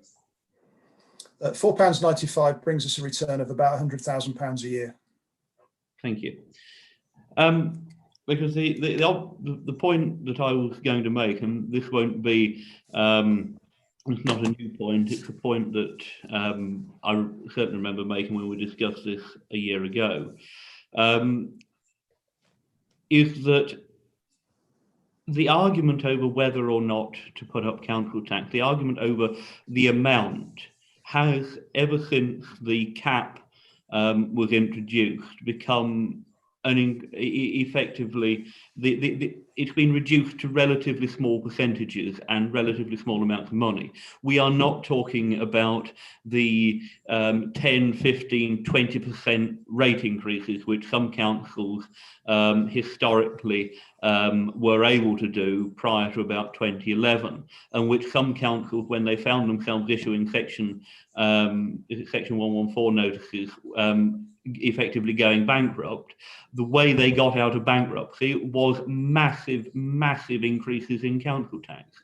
And some of those councils currently still carry a combined council tax of far more than what anyone experiences in Lincolnshire, including in the city of Lincoln, which again performs exactly the same responsibilities as we do as a borough council, but from memory, the City of Lincoln council tax is somewhere around £280 per year on a Band D property. So they are considerably higher than what is being what is being charged in Boston for exactly the same levels of service. So in that context, my argument is that we are a small authority that is doing remarkably well to be as solvent as what we are this year and in the coming year. Because I remember again, when we had this debate last year, asking Mr. Sibley how on earth were we going, actually I don't think it was Mr. Sibley, Mr. Julian, how on earth we were going to bridge the then forecast deficit for the year that we're discussing these papers for. And it's delightful that, thanks in part to government's unusual generosity and everything else just coming right, that we've managed to close that and come up the right side this year. But we still have a £700,000 saving to find for the year after. And in that context, I believe it would be grossly irresponsible of us to make that £700,000 deficit next year an £800,000 deficit by making what amounts to a Pyrrhic gesture to go for a freeze this year, because we might be able to balance a budget this year by taking that action, but it will make their job and duty of balancing the budget the year after £100,000 more difficult. And then that's £100,000 which is going to have to be found not this year, because we can put it off by a year, but in 2022, 2023, we are going to have to find that £100,000 from somewhere, because we won't then be able to put it on the council tax. We won't be able to increase next year's council tax by to include that revenue that we are foregoing this year. That revenue is foregone every year here on afterwards until such time as the government removes the cap.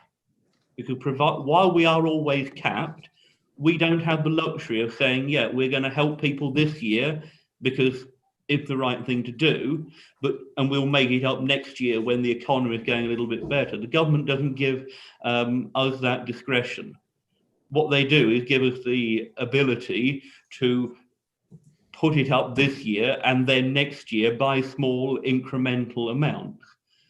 And I'd argue that whilst that has constrained what we are able to do sometimes as councils, the long-term effect has been a pattern of small incremental increases in council tax instead of yo-yoing up and down every as the argument goes backwards and forwards.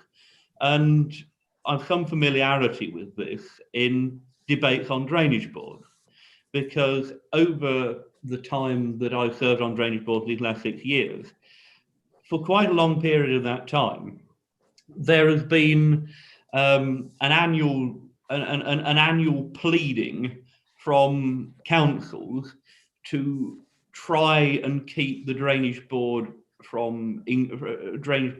rate increases at an absolute minimum, and we have spent literally hours in finance committees and in full board meetings arguing backwards and forwards over 0.5% to try and help the councils, because the situation that we have with the drainage boards is a result of Local Government Finance Act and Land Drainage Act historically not joining up. Effectively, it's a carryover from the old rates regime, where the drainage board collected a rate and the council collected a rate. And in order to make it a lot more efficient, instead of having two ratings authorities chasing each other around every town with a drainage board, that the council collects the rate on behalf of the drainage board and then simply hands it on.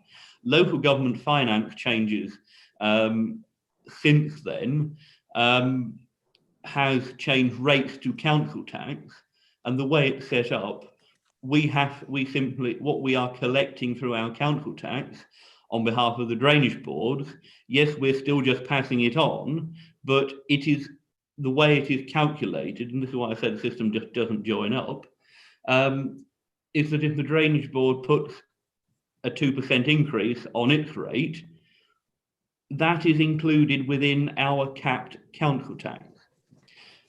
And I know for certain that the drainage boards, because they're under exactly the same pressure, wages wise and everything else, as what councils are,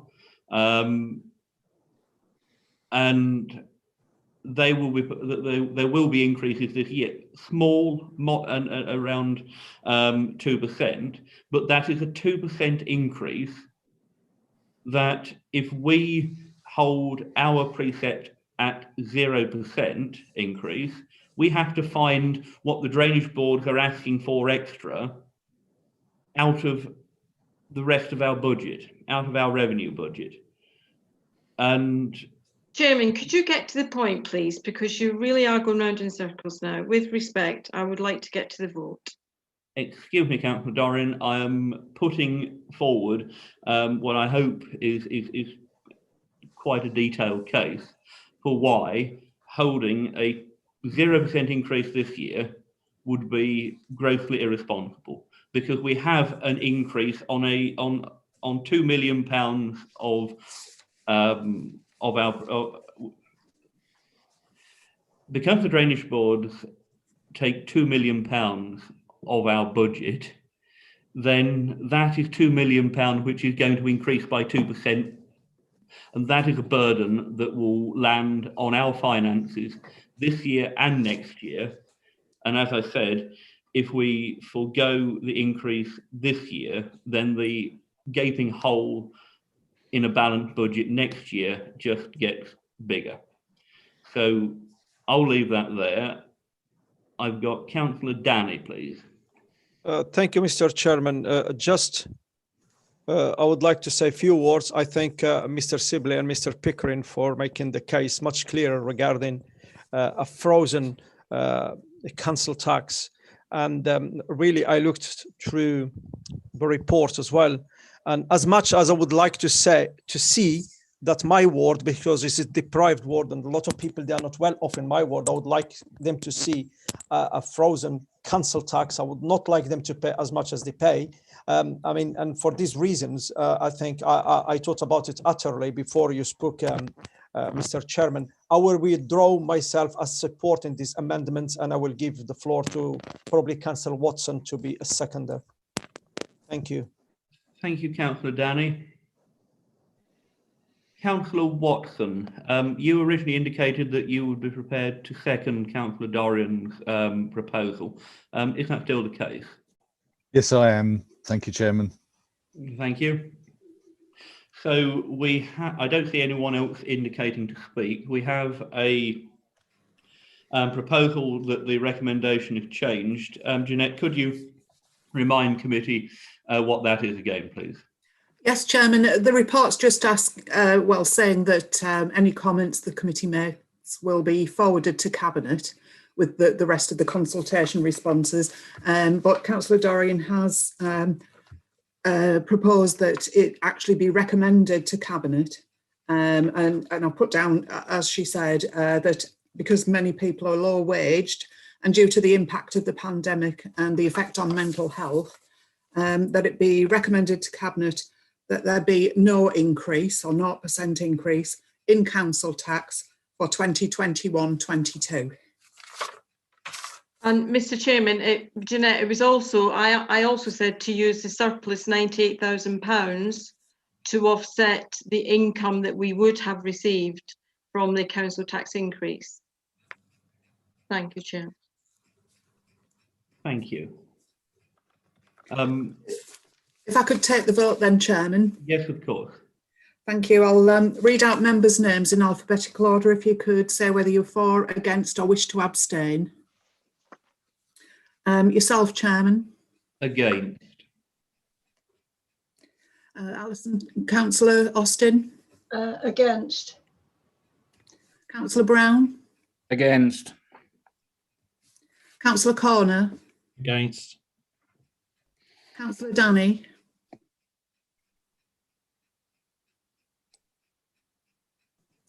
Councillor Danny. Sorry, against. My apologies. Against. Councillor Dorrian. For. Councillor Howard. For. Councillor Pickett. Against. Councillor Watson. For. And Mr. Pickering, if I could just ask for your view, whether you would be. I'd like it minuted that I'm against. Thank you, Chairman. That proposal has fallen. But I will obviously, when I minute the comments of the committee, it would be forward as one of those views.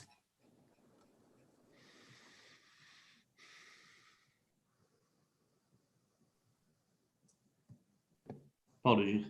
I see I have no one else indicating that they wish to speak, and we have no further proposals on the table. Councillor Austin. Thank you, Chairman. I would like to suggest, after we've got through all this, at some stage, that members are given a thorough briefing on the IDBs, please, because the majority do not understand what they do, whereas some of us, and I do not come from a farming background, but I was aware of them even in my childhood. Okay, thank you. Thank you very much, Councillor Austin, and I would certainly endorse that, and it's possibly something that the Council Development Group might want to pick up with some urgency. Mr. Sibley. Yeah, Chair, I'm happy to take that away from tonight's meeting and approach one of the drainage boards and see if they would come back and give a future presentation to the committee to talk about the type of things they do, if you wish. Thank you. Mr. Chairman, if you'll excuse me, I have a family commitment that I'm now 12 minutes late for, so I must give my apologies and leave the meeting. Thank you, Councillor Dorrian. Thank you. Good night, everyone. Thank you. I see no one else indicating to speak. Mr. Pickering. Yeah, thank you, Chairman. Question. I noticed that the price or the charging for removing large objects from households like mattresses, etc., keeps creeping up, and there is a cost on the council for removing fly tipping that sometimes lands on the landowner, like you, Chairman, would understand, and also on the council. And I'm wondering if there's a correlation between increased pricing to have stuff removed and increased fly tipping. My understanding is that this very same question was asked a couple of months ago, and that the level of fly tipping had stayed the same despite an increase in the fees for bulky wastes. So logically, you would think there is somewhere along the line, but it's not significant. Thank you. Councillor Noble, you're indicating. Thank you, Chair. Just in response to what Mr. Pickering said, obviously there has been a massive increase in fly tipping over the last few months. It's perhaps at a sustained higher level now, but a lot of that must lie, the responsibility must lie with the Lincolnshire County Council, because the way they operate the waste, the council's dump, for lack of a better word. The problems, not everybody's on the internet. You have to have an internet connection to avail yourself of that opportunity. There's a process to go through. Certain days when you can take stuff and certain types of materials, and certain days when it's not even open. And I've made the point to Councillor Pole, who's the Lincolnshire County Council portfolio holder for that, the Lincolnshire County Council bears a heavy responsibility for the increase we've had in fly tipping, and our people do our level best to clear it up as soon as possible. But it's not a problem that we can solve. Thank you. Thank you, Councillor Noble. Councillor Austin. I don't think this is the right forum to go into this, but it is not true that you have to be on the internet. I did a mystery, not shopper, that's not the right word, of doing it solely by phone. I did not reveal who I was, or not until the whole thing was finished, and you do not need to have internet. There are a lot of reasons why this is happening, and I just to say this is not the forum for that now, but we have a best rate or equal best rate within the districts of Lincolnshire for the speed at which we clear it up, and we let a little public education amongst other things. Thank you. Thank you very much. I think we've given this a fairly industrial debate. We're not required to take any further votes unless anyone else really wish to make a particular recommendation. As I'm sure Mr. Sibley will feedback members' comments to Cabinet, and we will consider the report again at full council once the consultation is complete. So I think we could probably safely say that tonight has only been the warm-up. Moving on to item 5, and I promise I shall rehearse my Drainage Board speech to be a little bit more succinct for when that time comes. Next is the Internal Audit Progress Report, which is agenda item 5 on page 137, and will be presented by Mr. John Scott, our Internal Audit Manager, and I shall hand over to you. Thank you. Thank you very much, Chair. So I'll commence on page 139. So we're making progress with the audit plan. It's the revised audit plan that was presented to members earlier in the year.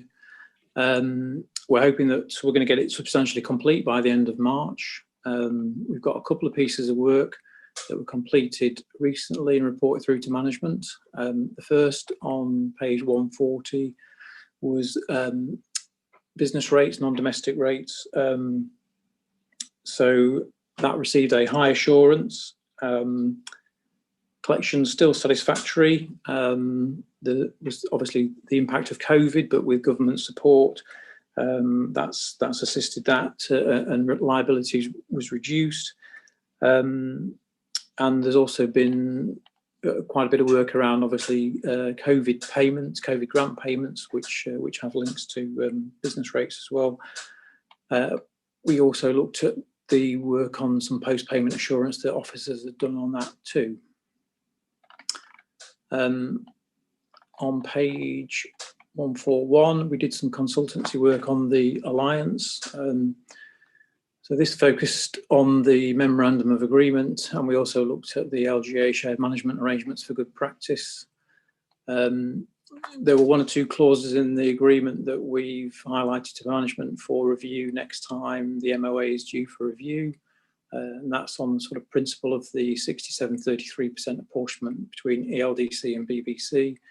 And some of those could be considered again, because they appear to be a 50-50 split currently.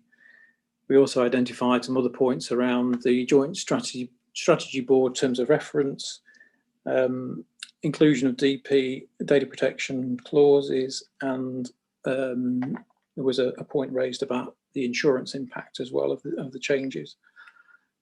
We also discussed the LGA shared management arrangements good practice document with management, and that was completed in draft, but we've left that with management to complete that and hopefully take that through to the scrutiny panels and the BBC shadow board in due course. Just moving on to page 142. So we've got audit reports at draft stage. This has just been finalised. We did some work around COVID-19 assurance. A bit of work to assess what sort of impact COVID had on the risk and control environment. We've got other work in progress as well, which is ICT security assurance. That's well on the way now. Council tax, housing benefits, council tax support, and payroll.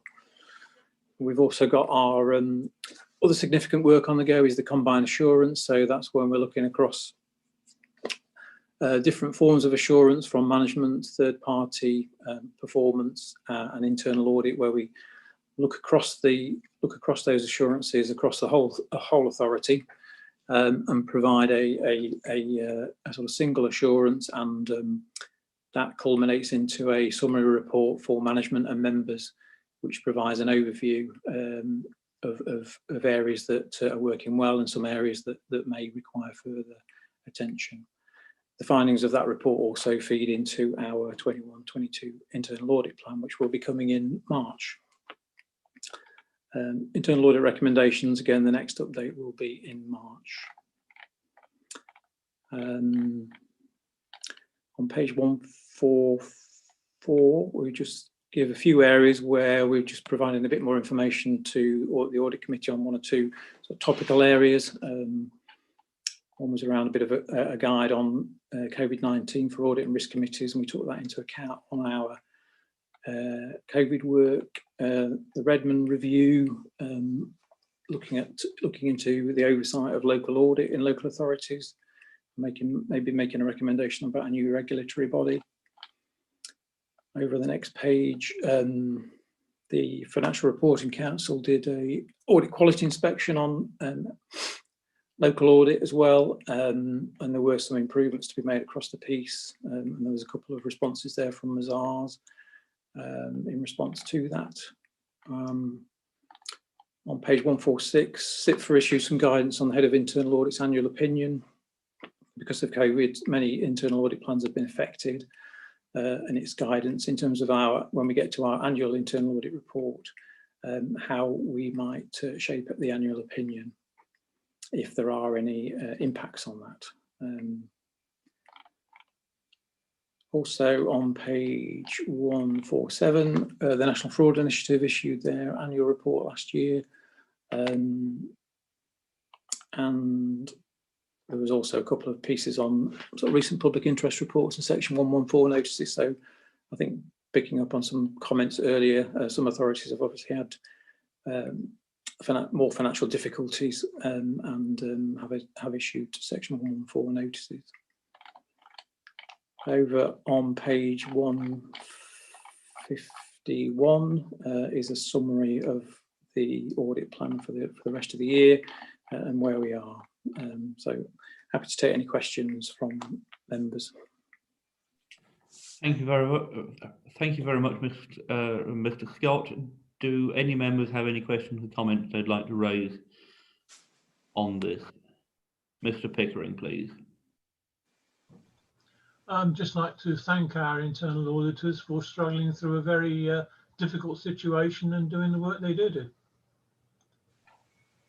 Thank you very much, Mr. Pickering. Yes, and I'm going to add to that on page 151, when Appendix 4, when you look at the planned start date and actual start date and end dates of some of the work that's ongoing and has been done, there has been relatively little slippage at all in the timescales, and I think that's a genuine credit, given the difficulties experienced over the last year. Okay. Mr. Pickering. Thinking about it, perhaps we ought to the extension of those thanks to our own financial officers, Mr. Sibley and the other gentlemen and ladies, for keeping the wheels turning at Boston. Thank you, Mr. Pickering, and I'm certainly concur with that, and I'm sure that can be noted. Seeing no one else indicating to speak on the internal audit progress report, we can treat that as noted. There's no vote required. So thank you very much for your report, Mr. Scott. It's greatly appreciated, and as I say, the work that the team is doing. Our final item of business, item 6, is the work programme, which appears on page 153 of our agenda pack. And does anyone have any comments on that?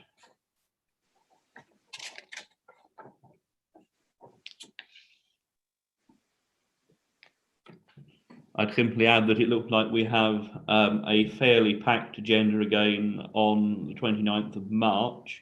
Can I interrupt, Chairman? Sorry? May I interrupt, Chairman? I have my hand up.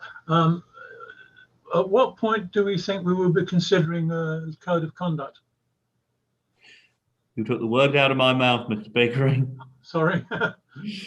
Yes, I was just scanning down there as you said that I can't see it. The code of conduct, we did have a report on that on the 9th of November. And we did say that we'd like to see that make its way through to full council as soon as possible, and ideally in the first 2 or 3 months of this year. I have spoken informally with the monitoring officer on this, and I know that and we also discussed this in some detail at the Councillor Development Group, which I'm also a member. I mean, simply the Local Government Association finalised their code of conduct and published it, I think, on the 23rd of December. So they have finished it. It is a living document. It is quite a lot of the exciting and really useful stuff in there around disciplinary clearly requires clearly requires primary legislation. So that has largely been moved to the appendices of that LGA code, but the rest of it is up and running, and I fully anticipate that it will have to come round by the standard subcommittee, which sits underneath this committee, would probably have to consider it first. So it's simply a case of getting it diarised and in the right order, because the standard subcommittee include representatives from parish councils and a parish council clerk, because those councils adopt our code as their code, then I think that will probably be where it goes before it comes to us. But I think we could ask that it is a note is made that we consider it ideally on the 29th of March, if not sooner. Yep. Chairman, if I may, I understand the county council's code is considered by the officers at the county to be as close to the LGA recommendations as makes no difference, and they intend to proceed with their own code. Is this your understanding too? Well, separately, having spent several hours of my life working on as part of a working group at the county council, reviewing the county council code of conduct, I am delighted that it is very close to what the LGA has come up with, and saying that I won't comment. I can't. This isn't the place for me to comment on where the LCC code and the LGA code correlate. I would simply say, from as a Boston Borough Councillor, I would take great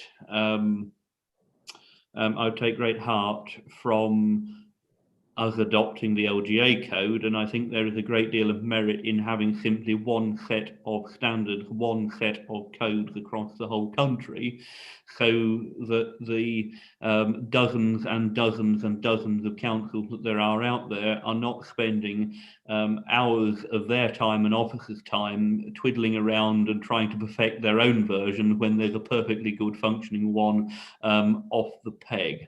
But those are only my views as a borough councillor. Chairman, may I ask that we force the issue and diarise it for the 24th of May? Let's not mess about. Which issue do you mean? The considering the code of conduct at the Audit and Governance Committee. I would like to see it before the 24th of May. If it is at all possible, I would like the council to have adopted it within this municipal year. Yeah. Yeah, I will speak to the monitoring officer tomorrow and ask her to prioritise it as something to come forward to the next committee. Thank you very much. Seeing no other comments, we will leave that there, and that concludes the business of the meeting this evening. I would thank you all for your attention, your attendance, your perseverance. We've had a good debate, a robust debate, and that's what we're here to do. Obviously, differences of viewpoints around the room, but that's what it should be for scrutiny. And again, thank you all for your contribution. Thank you to our officers that have been with us this evening, and Councillor Noble as portfolio. Thank you for your time and very useful, informative answers to the questions that have been put. So thank you to all, and I look forward to catching up with you again in the very near future, and I will declare the meeting closed. Thank you, gentlemen. Have a nice evening. Thank you.